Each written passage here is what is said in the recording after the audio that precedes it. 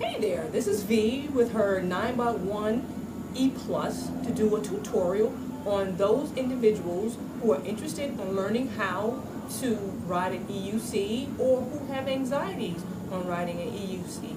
When I first got my EUC, like most people, I was excited and I didn't know how to ride it. I'd never ridden anything on one wheel. I took it in my basement and basically taught myself. But through trial and errors, of course, I made a couple of mistakes. I did a burnout on my carpet and sort of kind of burnt my carpet in the basement.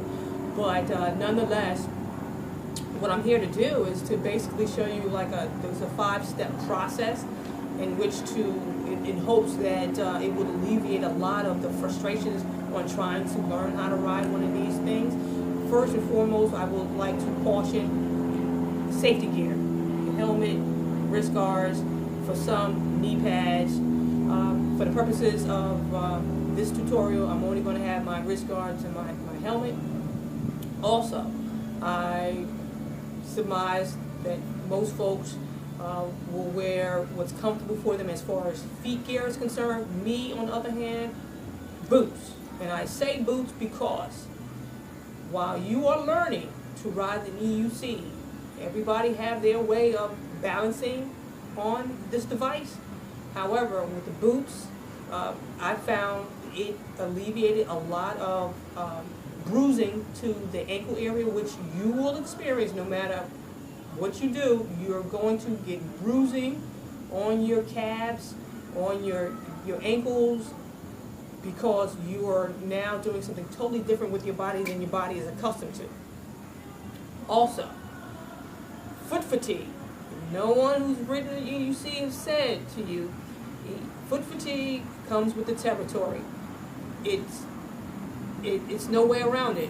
How I found for me, or what I found for me, as far as dealing with the foot fatigue or staving off the foot fatigue for as long as I possibly could, I found in planting my foot on the foot peg of an EUC helped alleviate experiencing the foot fatigue early on. And what I mean by that, some people can ride 30, 45 minutes and start feeling the foot fatigue. Others can ride it a little bit longer. Me, I tend to go about 2.5, 3 hours before I feel the foot fatigue, which I believe is not the norm, because folks, for whatever reason, feel or their foot start cramping early on.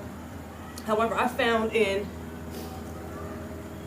for me, and can't say it will work for you, if I position my heel on the peg like so, where the back of my heel is aligned with the back of the peg like so, that would alleviate me experiencing foot fatigue early on while riding. It affords me a lot longer, I want to say, like I said, for me, 2.5 to 3 hours of riding time before my foot starts cramping up. I see also people will ride where they have the front, they have their toe and their heel hanging over the peg. If that's how you find your comfort or your sweet spot, so be it. But for me to stand like that, that puts a lot of pressure on the arch area, which create the foot fatigue early on. But also, I've seen videos of folks learning how to ride with straps. Now, I'm not the one to say not to ride with straps. However, know your wheel. For certain wheels, like I have a 9x1 1S1, and I call her a she-bot. Well, with the she-bot, when she falls over, she's flopping around like a fish out of water because the wheel continues to spin. And with that being said, you'll get some kickback. And if you're on it and it falls off, it'll come back at your ankles or your shins, and it's very painful. I've had that happen to me. So I don't, advise using the straps, but some people, it works for some people. But without further ado, I will cut the machine on. The first step, this is going to be a 5-step process. The first step to learning how to ride an EUC is to familiarize yourself on how to maneuver the machine forwards and back. And what I mean by that, plant your foot on the peg. And one thing I will preface with planting your foot, when you plant your foot on the peg, you want to more or less put somewhat pressure outside, on the outside of your foot or the peg.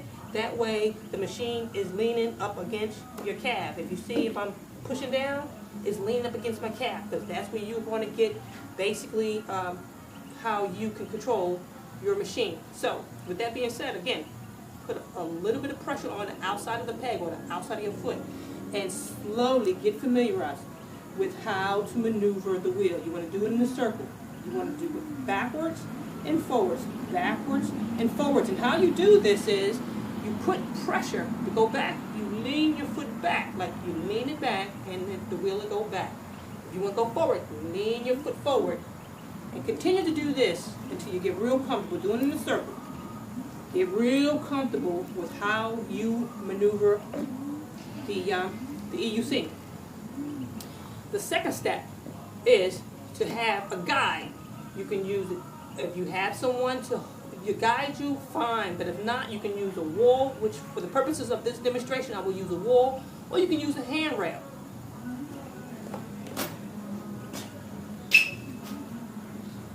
And what you want to do at this stage, the second step, is to mount it with 2 feet. Get familiar with mounting it and moving forward. You lean forward. You want to lean forward your toes. Lean forward and then go back. Lean your toes back. Put pressure on your heel to go back. Put pressure on your toes, go forward. Again, put pressure to lean back on your heels. Put pressure on your toes, lean forward. Do that a couple of times until you get familiar with riding the EUC. Now the third step is to glide with one foot as you apply the second foot. I'll demonstrate. You want to glide forward. Again, to glide forward, you want to lean, put more pressure on your tip of your toes, and as you're gliding forward, you want to get on your EUC. You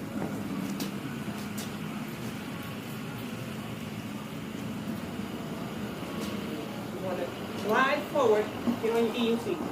You will wobble, yes you will, because you're trying to balance yourself. Again, lean forward, the other foot on. Continuously do that until you get familiar with gliding forward with one foot and then putting the other foot on. Now, the fourth step is basically, once you're done the first 3, is to actually move forward and turn.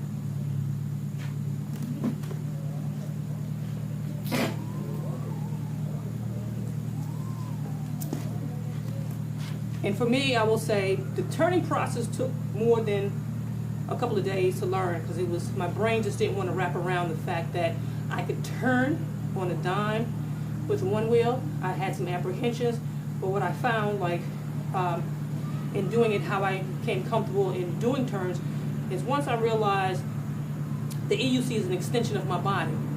If I want to go into a turn, I do the I do the shoulders first. I lean into shoulders. My hips will follow, and of course my feet, which the EUC is on my feet or in between my feet. The EUC will follow. So again, to do a turn, I just do shoulders, hips, and my legs. Again, shoulders, hips, and my legs, and that will basically turn the EUC. So when you get on the EUC, once you learn to glide and turn, again, shoulders, hips, and then the EUC will follow. I will demonstrate.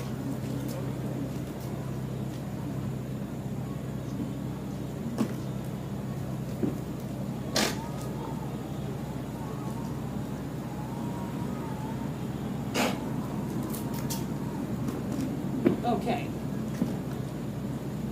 Now the fifth and final process to this, or step, is braking. Now, braking, all you do is apply pressure to your heel or move the EUC forward while you're applying pressure to your heels. In other words, it looks like this.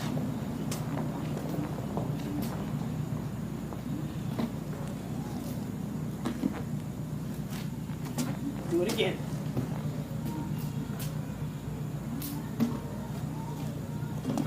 You want to apply pressure going back. And basically, that is it. Once you master those 5 steps, you're good to go. So until next time, or deuces.